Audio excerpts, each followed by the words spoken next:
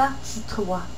Nathan et les robots d'Ergoran contre les Pousse-Pousse, tome 1, auteur et illustratrice Guylaine Saint-Pierre. Yor se promenait dans la chambre de Nathan en gesticulant les bras de haut en bas et il ajouta: notre chef Rudy et les robots ont réussi à cacher un morceau du Mandor en attendant que nous agissions. De plus, le Mandor peut comprendre toutes les galaxies en même temps. C'est comme une tour de contrôle pour les galaxies. Toutes les créatures en dépendent. C'est comme pour vous, les terriens diriez, un miracle.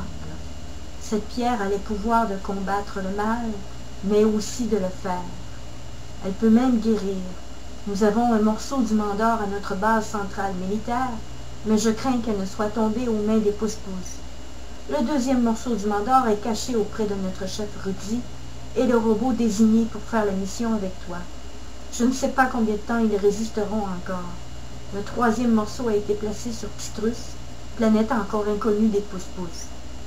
Donc il y a 3 morceaux, si je comprends bien, dit Nathan, désireux de vouloir connaître le secret. Oui, dit Yor avec dévotion. C'est alors que Nathan pensa que cette pierre pouvait sauver sa mère qui était malade.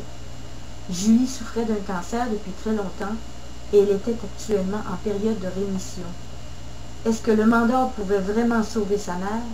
Malgré lui, les enjeux de cette pierre prenaient de plus en plus d'importance pour Nathan. Si les Pousse-Pousse trouvent la terre, ils ne pourront pas rester, dit Yor. Il se tourna vers Nathan et finit pour expliquer le problème. Nous avions des chats et des chiens sur notre planète lorsqu'ils ont attaqué. Et ils ont tout de suite découvert que leur système immunitaire était déficient. Alors, ils ont tué tous nos animaux sauvagement. Ce n'est que plus tard qu'ils ont découvert un antidote qui leur permet de survivre 1 heure seulement. Après, ils meurent tous. C'est pour cela qu'ils veulent aussi le Mandor. De cette manière, ils pourront être immunisés contre plusieurs créatures et ensuite envahir toutes les autres planètes et toutes les autres galaxies. Les Pousse-Pousse n'ont rien à offrir aux autres membres de l'Union Galactique, sauf la guerre, dit Yor. Nathan et Yor se mirent d'accord. Mais où vais-je te cacher, dit Nathan, et comment vas-tu me suivre sans faire te voir? Je dois aller à l'école, moi. Yor se mit à gesticuler et colorer toute la chambre, et se mit aussi à flotter dans les airs. Yor riait, un espèce de petit sifflement étouffé, et répondit: ne t'inquiète pas, je peux être invisible et je te suivrai partout. Bon, enfin, si tu permets, je dois me coucher, car nous, les humains, devons dormir pour recharger nos batteries, pour le dire d'une manière pour que tu puisses comprendre.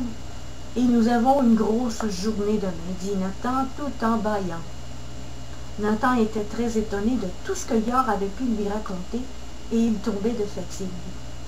Yor comprit que Nathan devait être en forme, et il avait étudié les humains depuis si longtemps. Au lever du jour, Nathan se réveilla aussi excité que la veille et s'empressa de chercher son nouvel ami Yor partout dans sa chambre. À son étonnement, Yor était bel et bien là, toujours endormi. Les robots peuvent dormir aussi, pourrait-on dire, ou se mettre en veilleuse. Les lumières de Yor se mirent à bouger et à éclairer la pièce. Bonjour, dit Nathan, agréablement réveillé, les yeux écarquillés, regardant sa chambre de tous ses côtés. Bonjour, dit Yor en sortant un son très court et d'une voix très claire. Bien, je dois aller manger, ensuite me brosser les dents et... Yor interrompit Nathan et expliqua qu'il savait déjà tout ce que les humains devaient faire sur Terre. Il avait étudié toute la culture des humains et leurs habitudes. Ah bon? N'oublie pas de ne pas te faire voir par ma mère, surtout, dit Nathan. Assurément que le robot ne se ferait pas voir. Nathan était si nerveux. Nathan enfila ses vêtements, commença à faire sa toilette. Dans la salle de bain, il demanda à Yor de ne pas regarder, sans savoir pourquoi. Cela ne semblait pas logique, mais ils se mirent d'accord sans discuter. Au déjeuner, Nathan réfléchit en mangeant lentement et pensait à l'Union Galactique, aux Pousse-Pousse, aux Gomitz. Il voulait tous les connaître. Il aurait tout le temps de les connaître lorsqu'il aurait trouvé les morceaux du Mandor et lorsqu'il les aura mis en sécurité. Sa mère dormait encore et elle reprenait du mieux. Puis, Elle se leva après que Nathan eut fini de manger et elle dit « Excuse-moi, je dois aller me recoucher. Si tu veux bien, emporte le sac que je t'ai préparé hier soir pour l'école et ferme la porte derrière toi. » « Mais oui, ma belle maman chérie, merci pour tout, je t'aime, dit Nathan. Il embrassa sa mère et sortit de la maison pour l'école. Il faisait beau et le soleil brillait. Les enfants sortaient tous en même temps pour aller à l'école. Nathan avait toujours eu des bonnes notes. Pour devenir astronaute, il fallait avoir d'excellentes notes. Le chemin pour y arriver sera moins long et moins pénible si je réussis, se disait-il, et il n'avait pas tort. C'était vendredi, la dernière journée de cours. Il ne voulait pas manquer ça. Yor, lui, s'était mis en mode de transparence et suivait Nathan. Mais Nathan n'était pas sûr que Yor le suivait, alors il s'arrêta sous un arbre pour faire semblant d'attacher ses souliers et dit à mi-voix « Es-tu toujours là, Yor ?» Yor lui pinça les fesses gentiment et riait. « Mais oui, je suis là, je vais te suivre partout, que cela te plaise ou non. Si tu veux, je te souffle les réponses à l'école, je pourrais t'aider, dit Yor.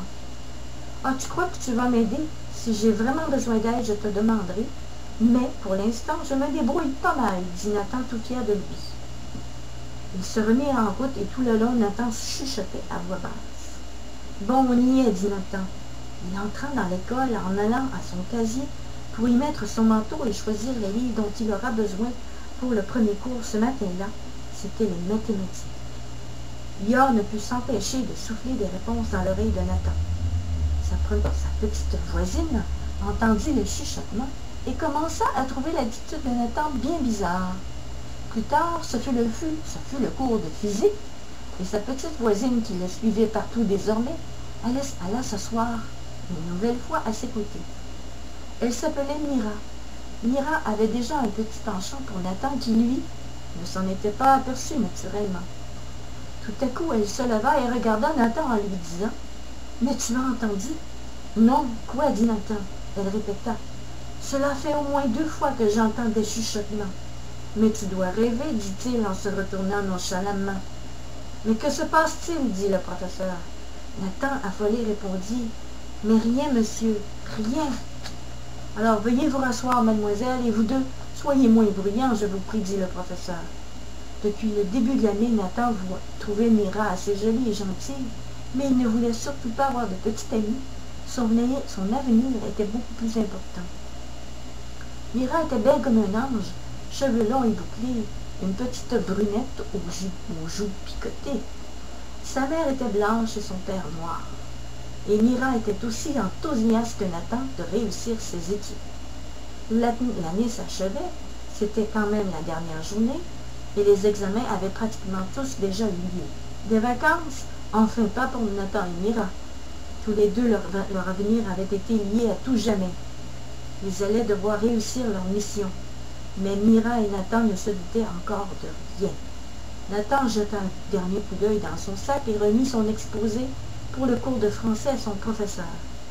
Mira, elle, suivait derrière-moi, discrètement, toujours. C'était le dernier cours et enfin tout était fini. Pendant que Mira serrait tous ses livres, et alors que les autres élèves étaient quasiment tous partis, Mira se tourna vers Nathan et vit tout d'un coup une ombre sur le mur. Une ombre qui lui fit peur. Le système de camouflage de Yor n'étant pas assez bien réglé, il était en train de l'ajuster mais venait de commettre une grave erreur. Lorsqu'il s'en rendit compte, c'était trop tard. Mira tendit le bras et toucha le bras du robot. Elle le saisit et dit à Nathan, « Regarde, j'ai son bras, je le tiens. » Nathan, tout énervé, lui dit, « Lâche-le tout de suite. Je te dis de le lâcher, il n'y a pas de bras, je ne vois rien. » Puis, Yor disparut à nouveau.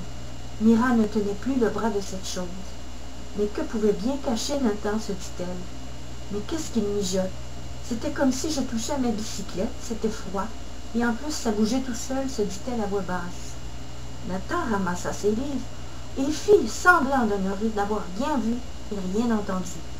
Il s'empressa de partir en disant « Bon, je dois m'en aller, ma mère a besoin de ses médicaments et je dois aller à la pharmacie. » La réponse que Nathan avait donnée à Mira n'était pas suffisante. Elle décida de le suivre jusqu'à la pharmacie, puis à la maison. Du coin de l'œil, Nathan crut un moment la voir derrière un arbre. Oh, la curiosité des femmes, c'est pire que celle des chats, pensa Nathan. Mira était tenace, et elle ne laisserait pas passer cette affaire. Elle était très déterminée à découvrir ce que Nathan mijotait. Il rentrait sans se presser à la maison, mais tout le long il parlait à quelqu'un. Pourquoi parle-t-il seul, se demanda Mira. L'école venait juste de finir, et il fallait savoir à tout prix ce qu'il se passait.